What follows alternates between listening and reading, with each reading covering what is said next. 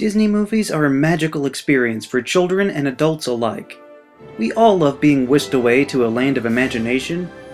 However, not all Disney movies are given equal treatment, and that's a shame because there are some really great ones that deserve recognition. So, here are my top most underrated Disney movies.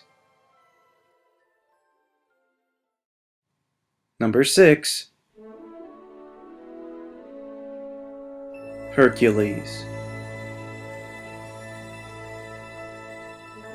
Growing up, I was always fascinated with ancient cultures and mythology. Even though I wished for an Egyptian or Norse theme, a movie about ancient Greece isn't a bad choice. Better than those plagiaristic Romans, anyway. And Hercules does not disappoint. Hercules follows the legend of the son of Zeus and his journey on Earth to become a true hero.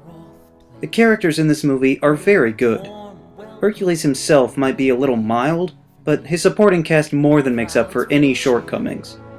His dad and all the other gods on Olympus are very big characters, almost to the point of being caricatures. Danny DeVito appears as his trademark irritable self as Phil the Satyr, and Pegasus is as trusty a steed as you could hope for. But two of the characters stand out far above for me. The first is Meg. Apart from being easy on the eyes, Meg is a tough, no-nonsense girl that immediately rejects help from the man as soon as she shows up on screen. You think modern Disney movies have empowering women? Meg is such a strong character that she's constantly giving Herc a run for his money, while fighting against the conventional story cliches of romance. Not to mention that she's the only reason he's even able to get his powers back and win in the end. The other character is the Lord of the Underworld, Hades. James Woods does a fantastic performance, simply oozing charisma and chewing up every scene he's in. He's so varied, in one scene smooth-talking with someone into a shady deal, the next being played for comic relief, and in the next being a truly menacing presence both in terms of evil embodiment and raw power. In my opinion, Hades is one of the best Disney villains out there, getting much further in his plan than most. The music in this movie is phenomenal. The Muses do a good job of moving the plot forward through entertaining song. There's so many songs that convey so many different emotions and ideas. If you're needing inspiration, there's a song for that. If you need something to jam out to in the car, there's a song for that too. To be honest, I have no idea why this movie doesn't get more recognition. It's sitting square in the middle of what some refer to as the Disney Renaissance, which is the surge of high-quality animated features primarily in the 1990s. I don't know what it is, but movies on either side seem to get more praise or footing or simple acknowledgement, at least in conversation. Is it because it's too Greek? That wasn't a problem for other movies. And personally, I liked delving into the pantheon of Olympus and the Titans and the other aspects of the mythology. The only reason it's so low on the list is because I have seen a fair bit of merchandise for the movie out there, so they at least seem to give it equal treatment in that regard. The others on this list don't seem to be quite so lucky. Number 5. Treasure Planet. Capturing the spirit of the original book, Treasure Island, this story takes the classic swashbuckling adventure into the deep reaches of space. Treasure Planet truly is an exciting tale of exploration and discovery. The story follows Jim Hawkins, a troubled youth who stumbles into the world of heroic voyages when he's given the map to the legendary Treasure Planet. He does this through the help of his family friend, Professor Delbert Doppler. This timid alien is given boisterous life in a most entertaining performance by David Hyde Pierce. I always appreciate characters that find they have more courage and skill than even they know about. I just love seeing how the characters differ from the original. The captain of the ship is now a feline alien, with her first mate being a very admirable-looking rock creature. The castaway Ben is now a manic robot. The shady pirate crew is a horde of outlandish and some downright scary aliens. The traditional parrot is replaced with a cute little morphing creature, and the dreaded Long John Silver is now a cyborg.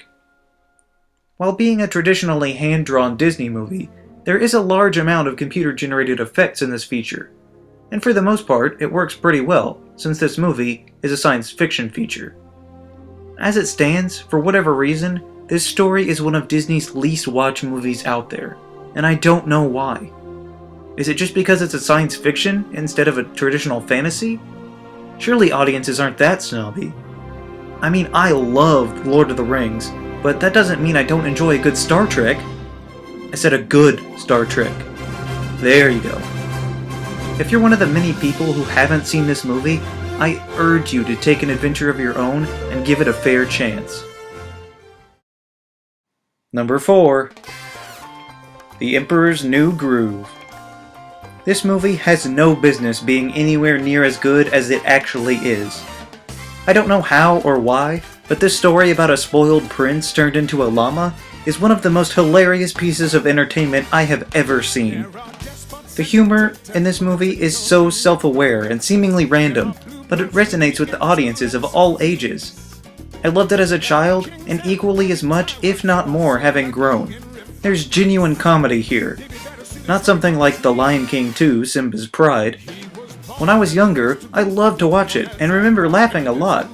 But after watching it just a few years ago, let's just say I now understand why it was released direct-to-video.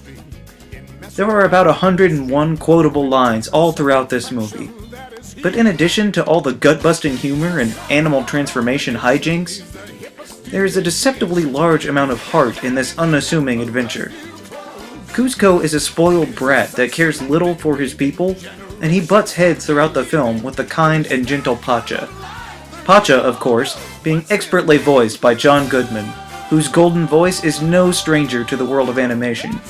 And here, he gives a performance that hits just right. And the entire supporting cast gets a chance to join in on the madness, with everyone delivering solid comedy on a consistent basis. This movie has an important message for kids about treating others with respect and decency, and to not be so self-absorbed. Even better is being able to wrap that message in hilarity and bright colors so that the kids don't even know that they're learning. The Emperor's New Groove is one of Disney's cleverest products to come out in a long time. And whether it be for the lack of traditional songs or unconventional story structure, it's definitely one of their most underrated. Number 3. Oliver and Company. I find the story of Oliver Twist fairly bland in comparison to most stories. I was even in a theatrical production of the tale in high school, and it wasn't nearly as fun as the plays based on good stories. But as a child, I was tricked into appreciating this story more than I could know because Disney fashioned this mediocre story into the exceptional film Oliver and Company.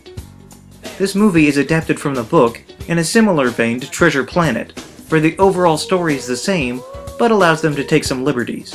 For instance, most of the main characters are animals now. Oliver is a cute little abandoned kitten who is looking for a home. On his search, he comes across Dodger, who is voiced by none other than Billy Joel, who is without a doubt my favorite recording artist of all time.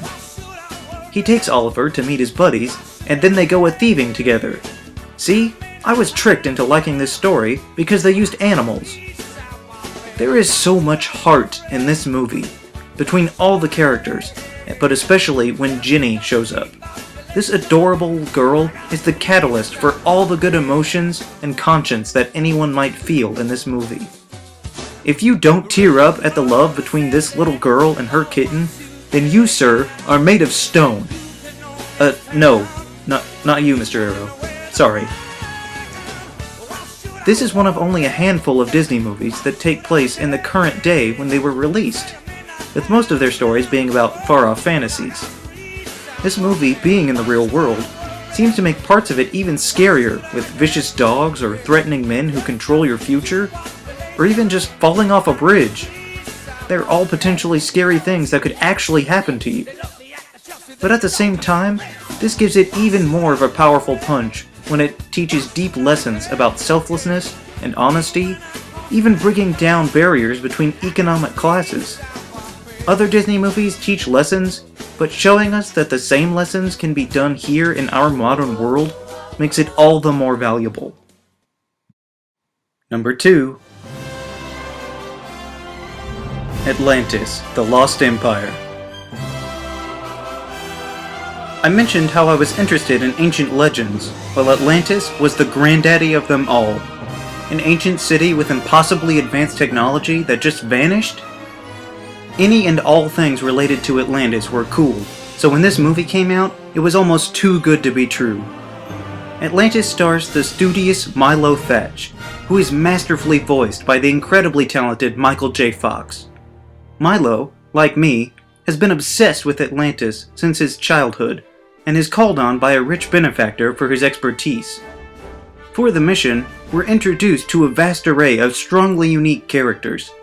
Any one of them would stand out in their own movie, but here they offer up a company so well put together that you can't help but be entertained by every one of them. There's Sweet, the doctor with the heart of gold, Vinny, the dry-humored demolitions expert, Audrey, the child prodigy engineer, even the creepy excavations expert Mole can be watchable. Not to mention the strong-willed Atlantean princess Kita. The setting of this movie really allows them to go all out in terms of the steampunk feel. Their technology is impressively sophisticated, but still feels like it could reasonably exist given enough money. And by contrast, there's the ancient technology in Atlantis that's even better than their modern equivalents. Atlantis itself is beautiful with such lovely distinctive architecture, even when it's become overgrown, and the mythology of the culture that comes through is wonderfully done and handled in a way that I could understand and appreciate both when I was a child and now. This movie is very mature, without making any apologies or talking down to its audience. It wasn't afraid to show what happens when you betray people who trusted you, or how greed can swiftly become dangerously destructive. It also wasn't afraid to show pain and sacrifice and death. So you can call it a kids movie if you want, but I wouldn't be so sure. Is that why it doesn't seem to be as well loved? Because it was too heavy? Perhaps. Is it because of the greater emphasis on an ensemble storytelling, instead of only a few characters dominating the film? Good. I love quality ensemble stories. Characters are always stronger when they have a foil to play off of. Is it due to the lack of traditional songs? I'm sorry, I guess they didn't have enough time for that after they invented an entirely new language. All things considered, this movie does stray a bit from the normal Disney formula, but I found it a refreshing change of pace, appreciating this quality film for the adventure that it was. I just wish everyone else would appreciate it just as much. Number 1. Lilo and Stitch. This movie is pure enjoyment from beginning to end. It's filled to the brim with fun, quirky charm, and lots of heart to boot. The movie starts in space, where the mad scientist Jumba Jookiba is on trial for unsanctioned experiments. Jumba is given vigorous performance by David Ogden Stiers, who seems to be something of a good luck charm for Disney. We then see the abomination is cute little experiment 626. Soon enough, we're shown why he's so dangerous when he manages to single-handedly perform an alien prison break.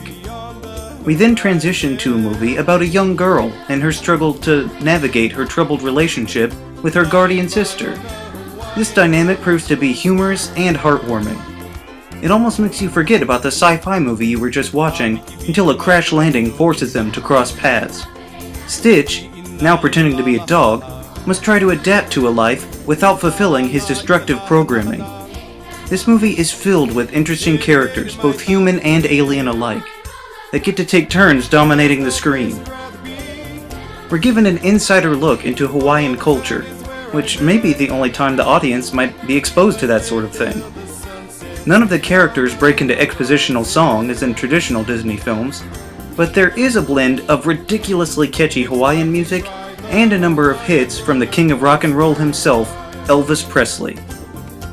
There's an unexpected offbeat humor throughout the film, but there's also deep, cutting emotions that hit you much harder than you ever would have thought from a kids' movie.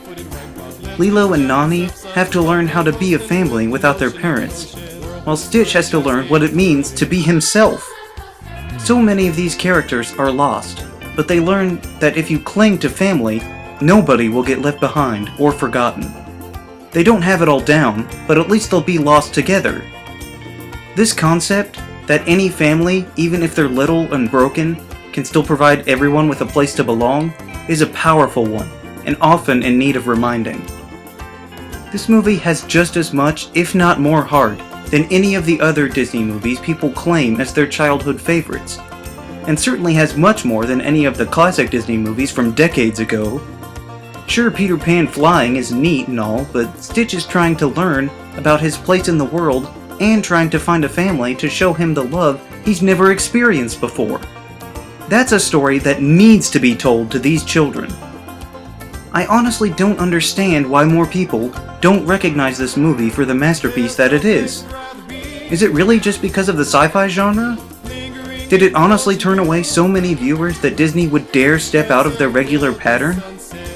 If Stitch were a gremlin, and on the run from monster hunters, and Lilo his island princess, would kids have flocked to it then? I don't know what the reason may be, but if you've not given this movie a fair chance in the past, whatever the reason, I urge you to open up now. Lilo and Stitch is truly one of the best Disney features of all time, and deserves so much more recognition than it seems to get.